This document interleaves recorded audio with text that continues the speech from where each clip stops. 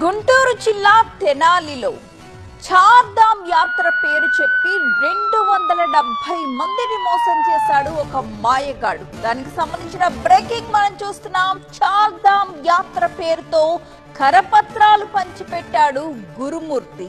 Helicopter ద్వారా తీసుకువెళతానంటూ నమ్మబలికాడు. 270 మంది నుంచి 80 లక్షల రూపాయలు వసూలు చేశాడు ఈ గురుమూర్తి. భక్తుల్ని ఢిల్లీ వరకు ట్రైన్ లో తీసుకువెళ్లి అక్కడ వదిలేసి పరారైపోయాడు గురుమూర్తి.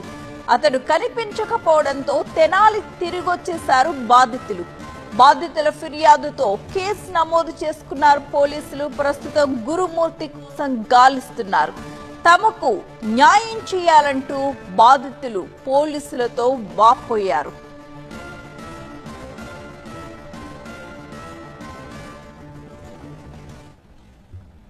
ఎంతో ఆశపడి వెళ్ళింది కేదార్నాథ్ కానీ మిగతా దర్శనాలు ఏం లేకుండా నేను అనుకోవచ్చాను. ఆర్థికంగానూ మానసికంగా ఆరోగ్యపరంగా కూడా చాలా ఇబ్బందులు పడ్డాం. ఇలాంటి ఇబ్బందులు వేరే ఎవరికి కూడా కలగకూడదని మీడియాకి తెలియజేస్తూ మా అందరికీ కూడా తగిన న్యాయం చేస్తారని మనస్ఫూర్తిగా కోరుతున్నాం.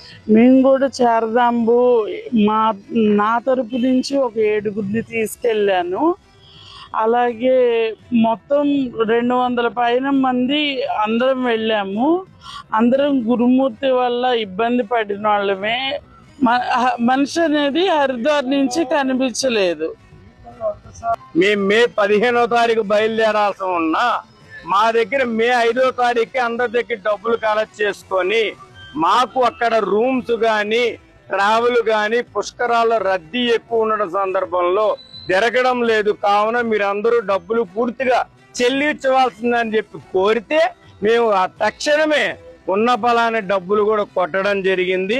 కొట్టిన తర్వాత కూడా అక్కడ మమ్మల్ని హరిద్వార్ లో వదిలేసి వెళ్ళిన తర్వాత ముసలోళ్ళు, పెద్దోళ్ళు, పిల్లలు, ఆడవాళ్ళు అనేక రకాల మందిగా వచ్చి ఉంటే డబ్బులు ఉండి లేక మళ్ళీ మా ఇళ్ళకి ఫోన్ చేసుకొని పూర్తిగా తిరుగుముఖం బట్టి ఇంటికి రావడం జరిగింది.